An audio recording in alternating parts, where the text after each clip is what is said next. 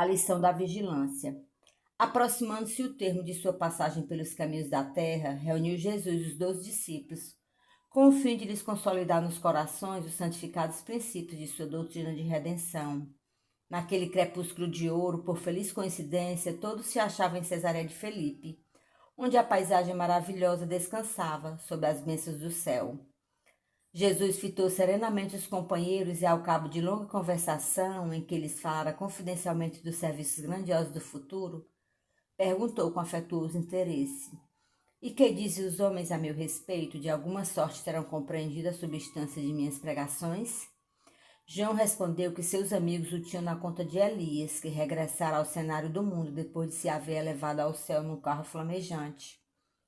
Simão Zelota relatou os dizeres de alguns habitantes de Tiberíades que acreditavam ser o mestre, o mesmo João Batista ressuscitado.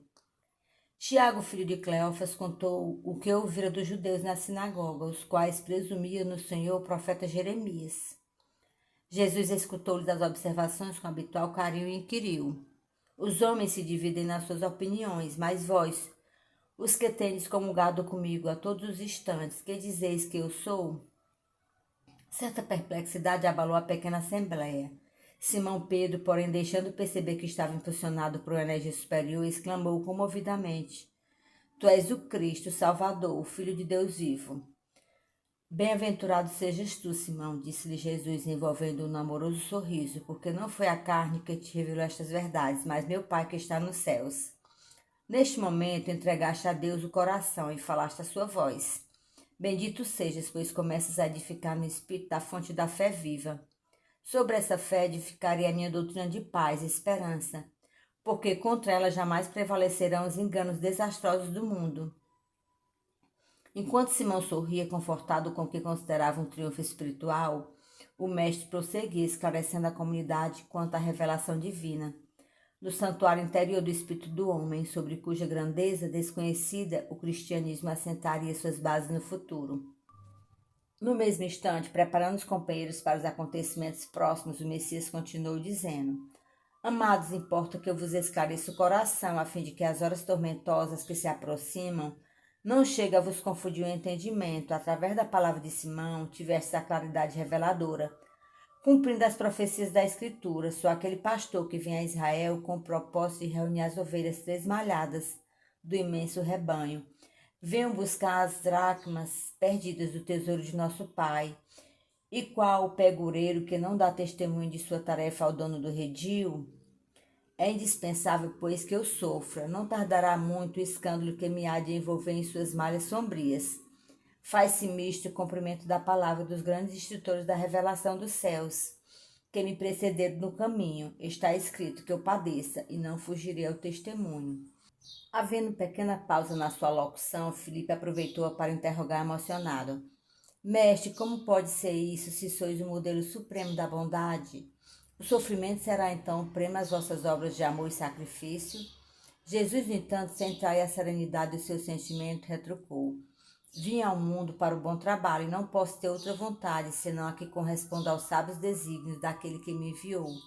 Além de tudo, minha ação se dirige aos que estão escravizados no cativeiro do sofrimento, do pecado, da expiação.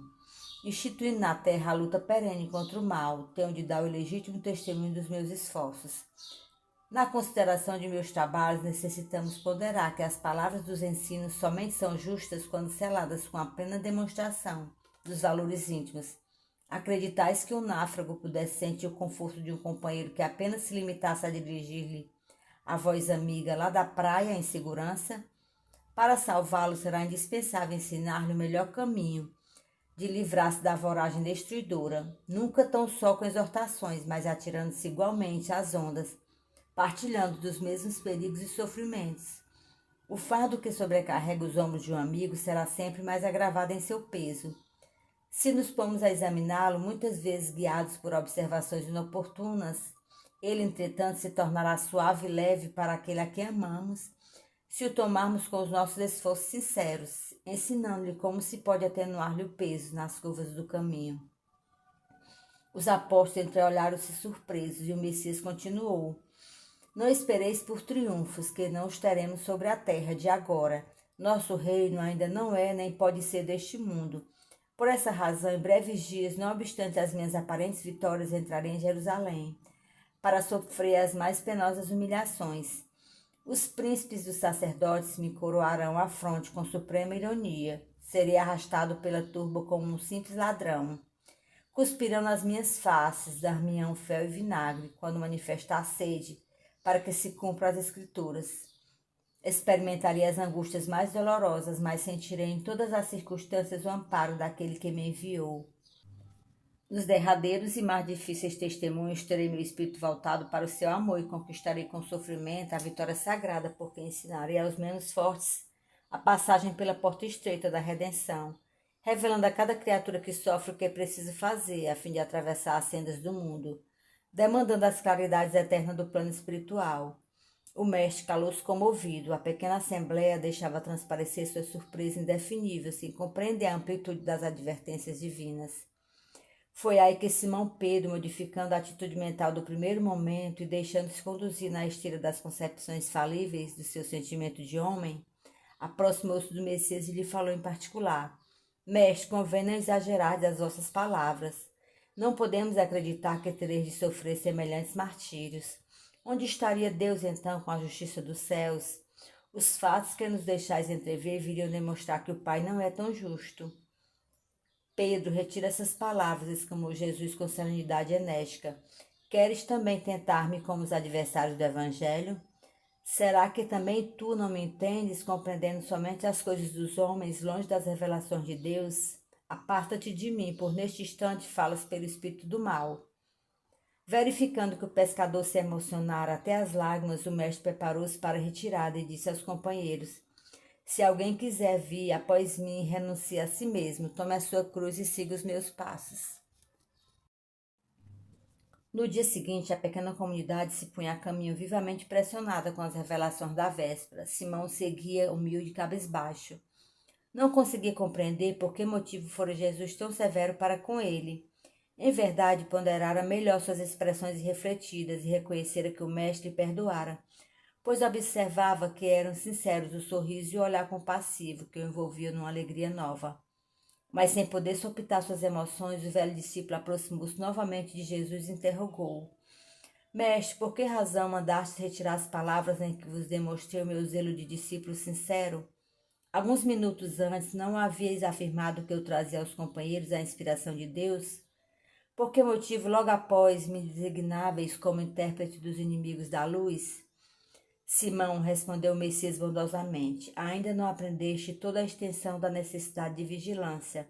A criatura na terra precisa aproveitar todas as oportunidades de iluminação interior em sua marcha para Deus. Vigia o teu espírito ao longo do caminho. Basta um pensamento de amor para que te eleves ao céu, mas na jornada do mundo também basta, às vezes, uma palavra fútil ou uma consideração menos digna, para que a alma do homem seja conduzida ao campo do estacionamento e do desespero das trevas, por sua própria imprevidência. Nesse terreno, Pedro, discípulo do Evangelho, terá sempre imenso trabalho a realizar, porque pelo reino de Deus é preciso resistir às tentações dos entes mais amados na terra, os quais, embora culpando o nosso coração, ainda não podem entender as conquistas santificadas do céu. Acabando Cristo de falar, Simão Pedro calou-se e passou a meditar.